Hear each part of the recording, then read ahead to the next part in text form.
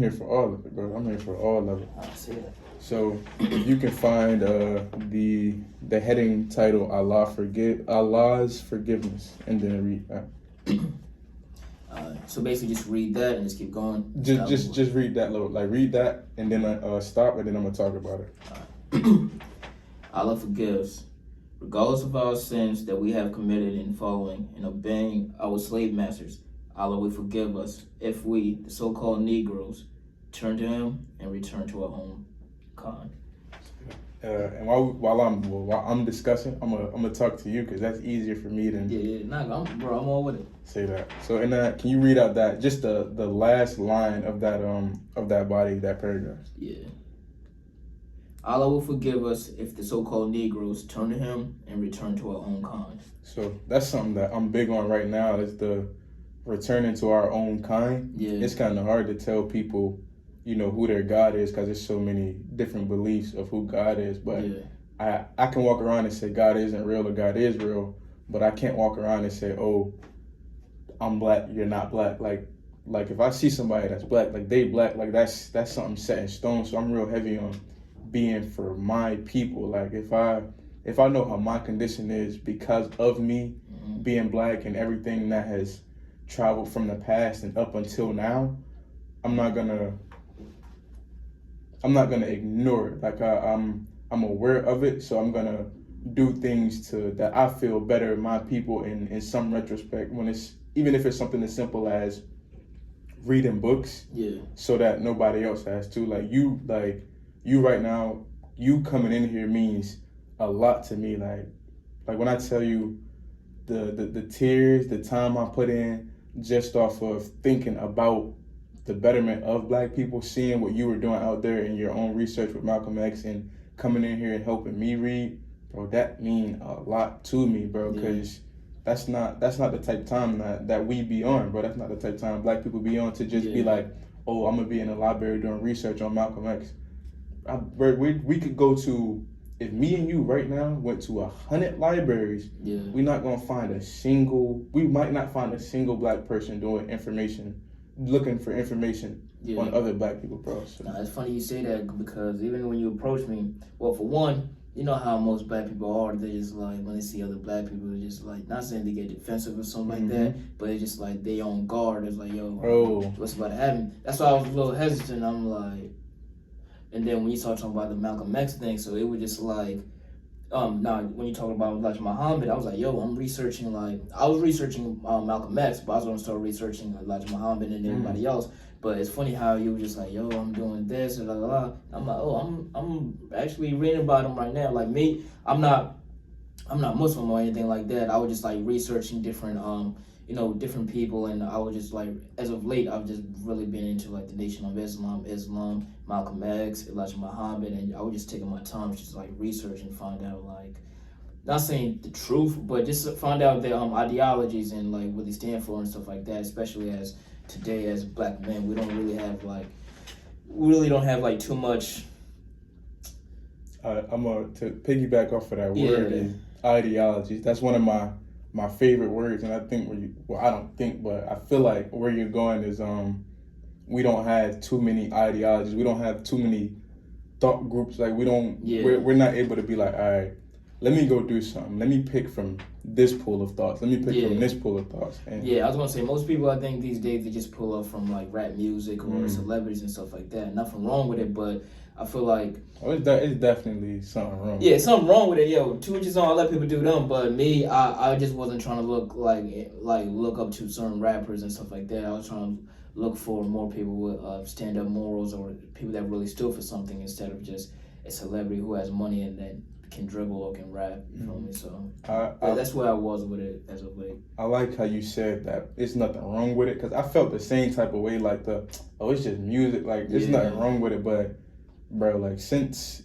drill has become popular, like, and seeing like what it's been doing, oh my goodness. It's funny because I was running about because Malcolm X had this. It was like 1963. He was speaking at Berkeley, and he was talking about like false prophets and how certain people put. he predicted like certain people were gonna start looking at celebrities as like people who can worship and stuff like that. And plus, when you listen to drill music these days and that type of energy, it's like, I feel like rap music really is one of the biggest influence into like a lot of children, especially like young age. So when they hear drill and thinking you can just shoot, kill, and stuff like that, and these rappers like they're not really living like that. So as soon as they say those lyrics, they go off, do other things. They don't really live that, but people who hear that is like really living it, so they think that's like law. They gotta like do what they gotta do and shoot and kill people. It's a large influence, and the worst. It's funny how we doing the book discussion when it turned into a podcast. I don't know how. Go ahead, bro. That's all I'm here for. I'm chill, bro. I'm enjoying this thoroughly. I'm telling you. But with the influence, right? It's funny because my brother, he's a rapper, right? And my brother, he's really really good. Like I'm not saying he's nice because he's my brother. Like he's nice because he real life nice. Yeah. But he used to clown drill beats. Like when he used to look up his beats and he hear drill beats, he like, but it's some like why do I keep finding these? Yeah. And like now that he not like Drake at all. Like he's good, but he's like Drake in the sense that he don't have a standstill flow. Like he let his flow. Yeah. And he's found himself in the drill space, but my favorite thing about my brother was he was a lyricist. Like he good with his words. So not only has he drifted into the drill space, but his lyrics drifted into the drill space. So he literally took his lyricism and made it into drill. So like now, like they be playing around, but it be somewhat serious to them. Like the stuff that they be saying and the way that they live is indicative to some of the stuff that they're saying. But they're only saying this stuff because they're hearing it. Yeah. And they think like, oh, we just listening to music, but like you not, like you listen it, you're repeating it, and you're somewhat living it, which is energy, bro. Hella corny to me, bro. Energy is huge, man. I'm trying to tell people like what you listen to, what you intake from social media, from videos, from like when you wake up, when you go on the way to work, listen to music in the car. All that energy like can really affect your mood depending on how you take it and stuff like that. Like subliminally, people don't even realize that. So I try, even me personally, as of late, I try to like limit myself from when I wake up what songs I listen to because that can shift my whole energy throughout the whole day. So I try to listen to podcasts or different interviews that like that, you feel me? Like I try to listen to different things that can like at least inspire me or make me think on my own. If I just listen to like something that turn me up, like some gym music in the morning, I'll my energy, I may not feel it like, oh, I gotta go do this, but it can really move my thought elsewhere. So I try to be cautious as far as like what I listen to and what I intake from like social media, my phone, just energy and stuff like that, because I'm really big on that as of late. I want to say, because now after we finish this, bro, the pages, I gotta talk to you about the podcast now. The way your mind works, and I don't want to get too far off track because I know we're reading, but I wanted to say about the Muslim brothers, right? I know that you said you don't want to, follow like a set path, like you're more on the ideologies, and I'm that way as well, and I'm a Muslim as well. But one of my favorite things about being a Muslim, like you only realize it when you are a Muslim. Bro, Muslims are like the most open people in the world, bro. Like Muslims believe in everything. Like they protect churches, they protect synagogues, they protect all religion. They make sure that all religions are well. So like, let's say that's a bad example, but nearly like this is nearly an example. Let's say it's a church that got bad rap, that has minor bad rap with black people, right? And let's say that this church is, I don't know, let's say some of the members are trashing this church or harming this church in any way, bro. Muslims would go out of their way to save that church, even though this church don't bang with our people, right? Right. That's the type time they be on. And like Muslims, bro, we believe in everyone from Jesus to Moses to Muhammad. Like everything is so peaceful here, bro. It's so peaceful. It's not stone. There's parts in it, and there's sect that you can go and people you can talk to that are stone, but I'm a Muslim, like. Oh, you're born Muslim? Or I'm not. It's all me. Like I've had influences throughout my life, but it's solo practice and it's real peaceful. And the Muslims that I run into are a similar way where they're just real peaceful and Yeah. open. Like even if I'm not traditional how they are, it's still calm. Like it's chilling, bro. And even like you were speaking on, I'm gonna say this and I'm gonna finish. Nah. When you had mentioned the how we just naturally on guard from each other, I'm the same way to this day. Like all the time where it's hard for me to greet people because like I'll see two young boys sitting on the bench, right?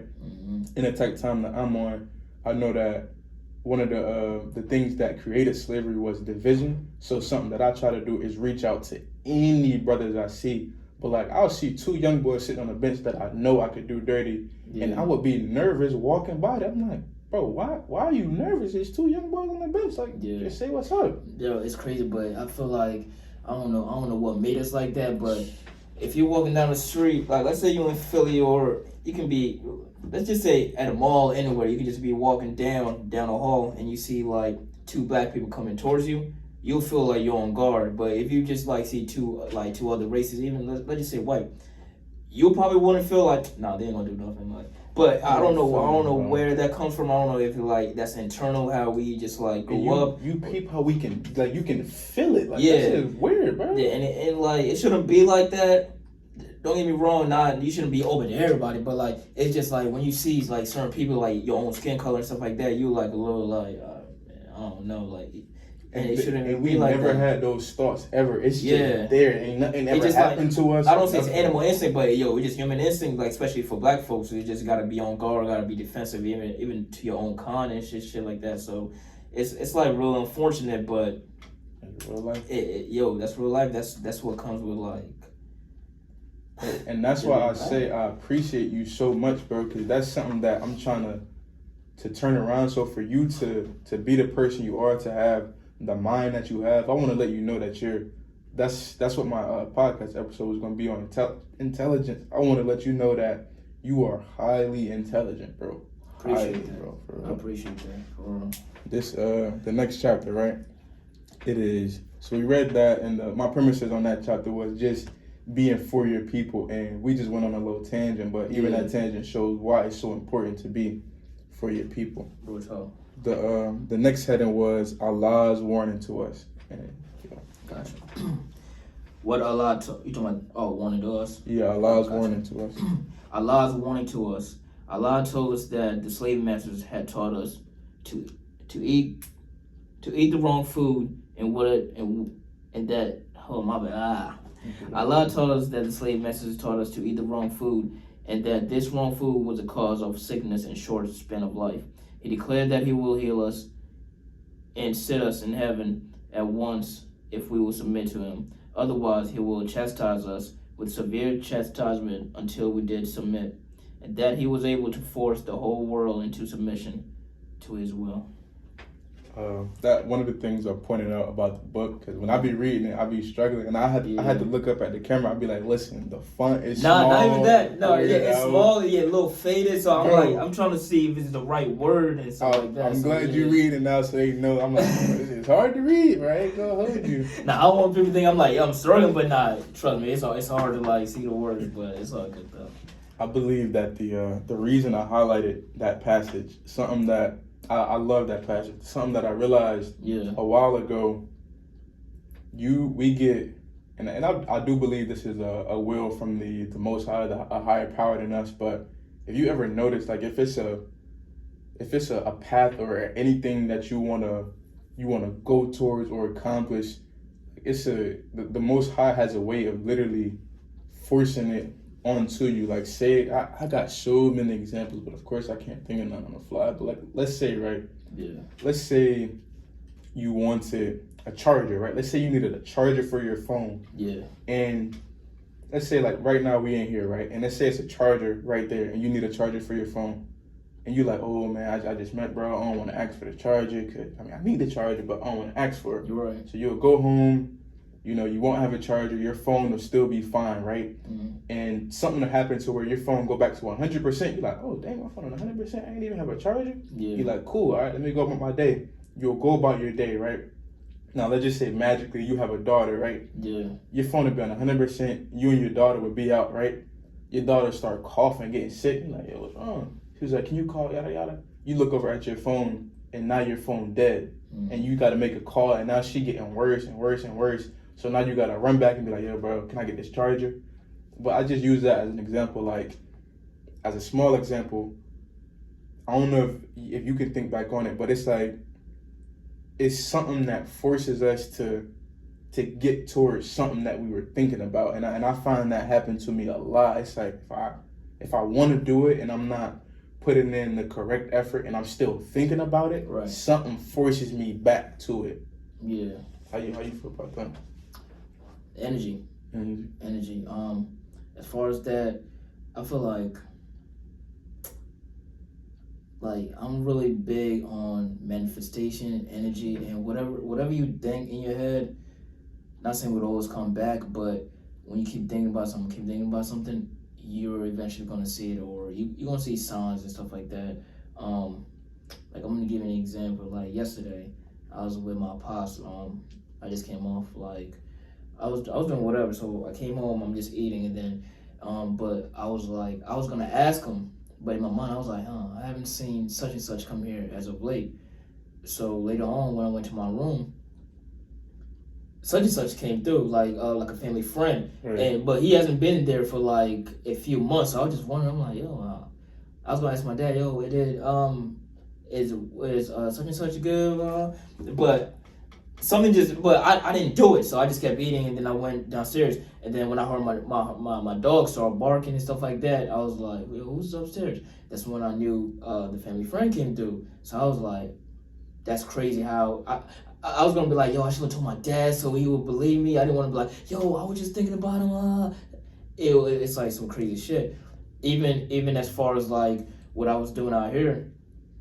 So Pete. So lately, I'm writing this I don't say like a magazine. So I'm writing this little magazine. And the first, I didn't want to do so I shoot videos and photography and stuff like that. Ooh, I like to hear that. So, but I didn't want, the magazine, I didn't want to make it just like a portfolio looking. I wanted to talk about real substance and thing like that. So the first issue was actually going to be me writing a letter to Malcolm X, and I was going to compare what he went through back then and how it is today, dealing with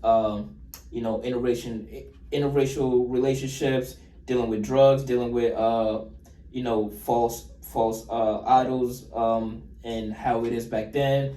And I was just gonna compare, contrast my life with his life. So basically opening up myself and not comparing myself to Malcolm X, but comparing what he went through and what I'm going through as of today. You can praise anybody, bro, for sure. So, cause even him, his early life, he was kind of messing up when he was 18, 20s, to the point where he got arrested. Then he found the Nation of Islam. That's when he, did what he did and opened up his eyes. Not saying I'm opening my eyes, but as of late, I've been, I used to indulge in habits that was really detrimental to my life and stuff like that. But it wasn't until I turned 24 when I was like, all right, I have more responsibilities. Let me open my eyes more to certain things.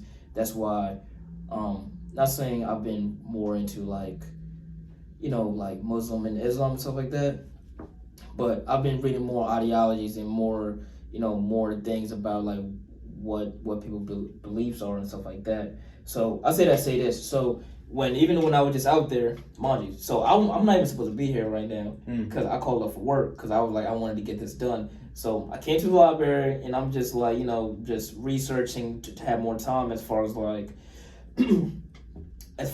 editing, going over my paragraphs and researching the movie, and then researching his articles, researching the New York Times, different stuff like that. And then when you came up to me, of course I'm on guard and stuff like that. That's why I was like,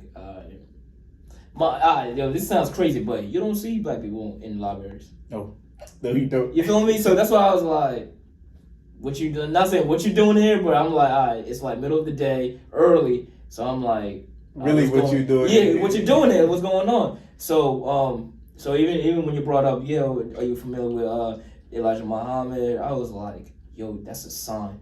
You feel me? Not saying, because you don't get that every day. Somebody will come up to you and talk to you about spirituality or certain people like that, especially when it comes to what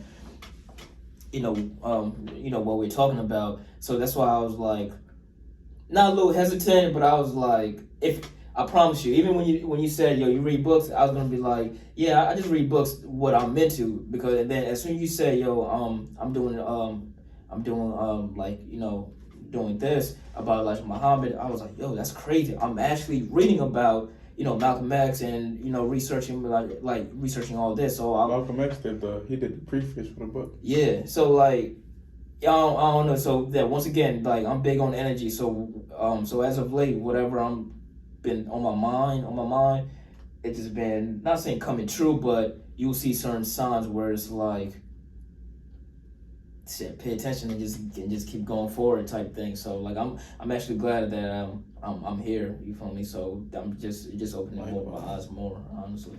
Hey, you don't know it yet, but I'm gonna try to have you in my life forever. I have to put that out there. I appreciate that, bro. For real. The next one and the last one is Allah's promise to us, and That's my space. It's somewhere you'll like that. Yeah. Does that one say Allah's promise to us? Yeah. Dang.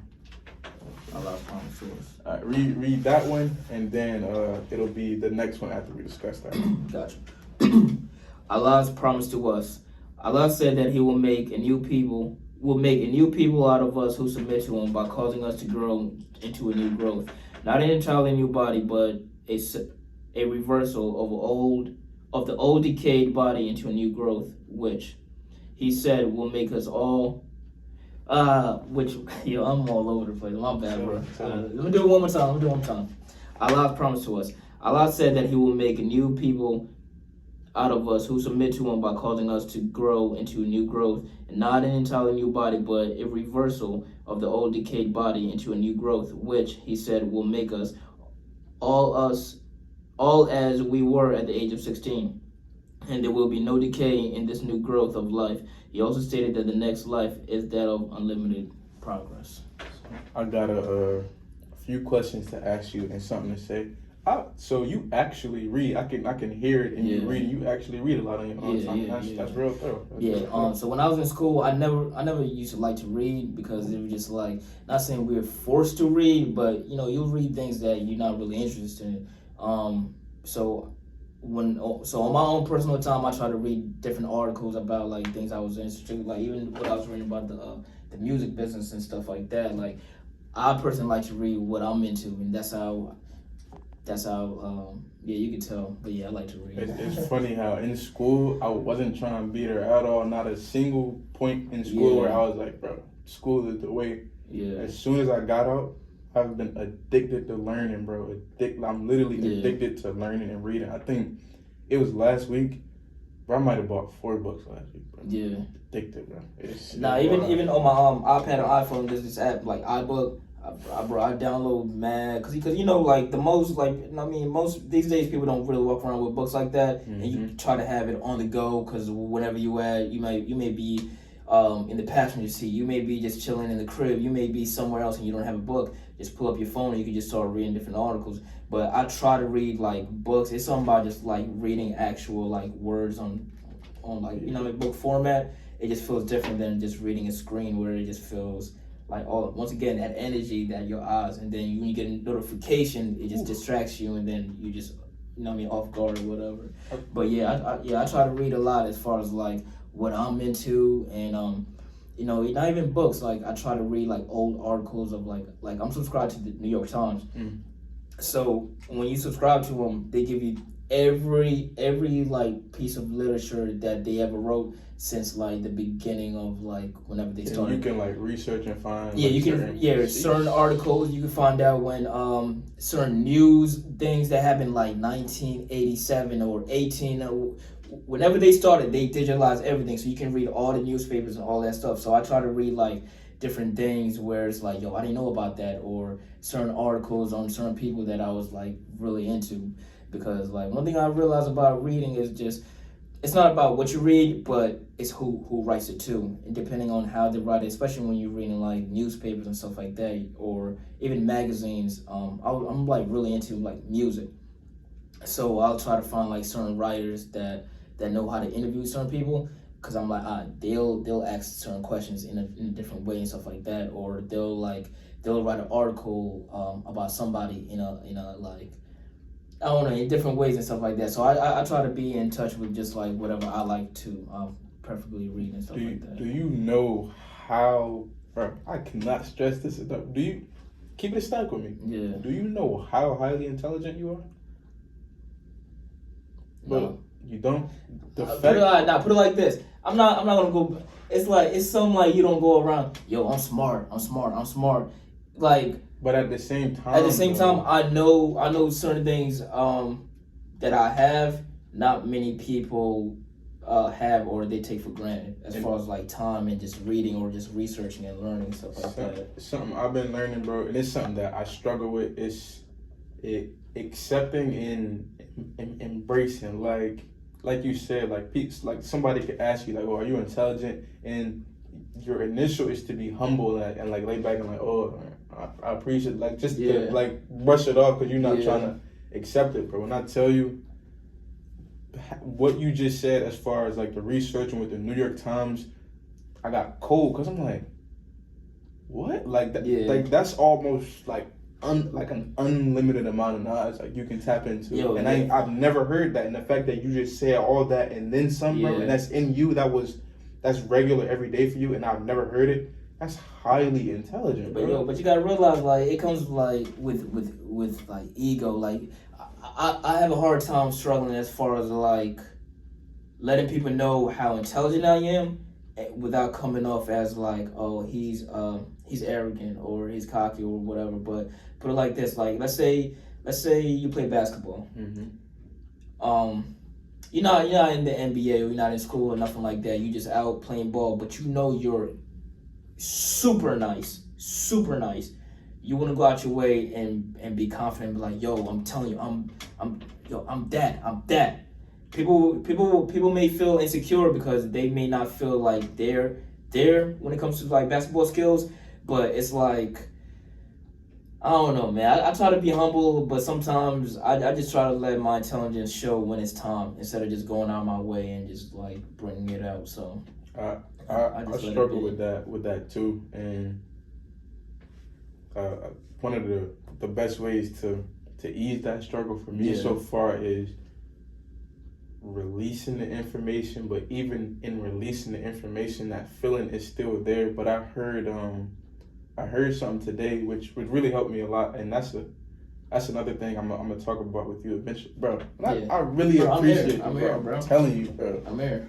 But I heard today it said milk for babes and meat for men, and it meant that in the sphere of talking. So it's like you said, like it's hard to be highly intelligent, and then like you have other people that aren't as highly intelligent. So when you give that information, you feel kind of like you feel a little off because they don't got it and they not getting it. So the saying goes, milk for babes and meat for men. Like you tell people something and you know, I'm pretty sure from hearing you speak, I know that you understand how people work. You understand how levels work. So you know that if I go say this to like you can look right. Let's say I see a lady walk by. Yeah. We can plain as day tell whether we can be like, come in this room or look the opposite way so that we don't get her attention. Yeah. And that's what I'm about to start doing with the milk for babes and the meat for men. It's just a little dibble dabble for the people that I know don't understand, and then the meat for the men. You feel me? Yeah. Like this is what it is right here for us. Yeah. I mean, even I don't know where it comes from, but like when I have children, that's one thing I'll try to like instill in them, like have confidence. Like especially at a young age, like have that confidence in whatever you do, whatever you're learning, whatever you're and like whatever you're passionate in. Because I've seen like a lot of my friends, especially when I was like in school, like they wouldn't have that, I don't say support from like parents or whatever, but even people around them, they wouldn't have that support, so they'll be like a little insecure or timid about just having like self-love, or it's just like little things like that can go a long way, that I'm glad that I was like fortunate to have, as far as just like just, I don't say courage, but just having that assurance, like, you know what, I got this, I can do this. I mean, even some things I'd be like a little insecure about and whatever, but at the end of the day, as long as you have confidence, you can achieve anything in this world, bro. Anything. Confidence, charisma, like all that goes a long way, and that's one thing I try to like instill in like, you know, like all my friends and stuff like that, because anything's possible once you have that. You can charm your way into being a president. Just having like little shit like that, bro. You feel me? I got some. I'm gonna save some of the. I got some off-camera gems for you. Some stuff I don't want to put out there yet. But look, that was my. I honestly, from talking to you, the way you just shifted my life today, bro. Man, I think. Nah, bro. That's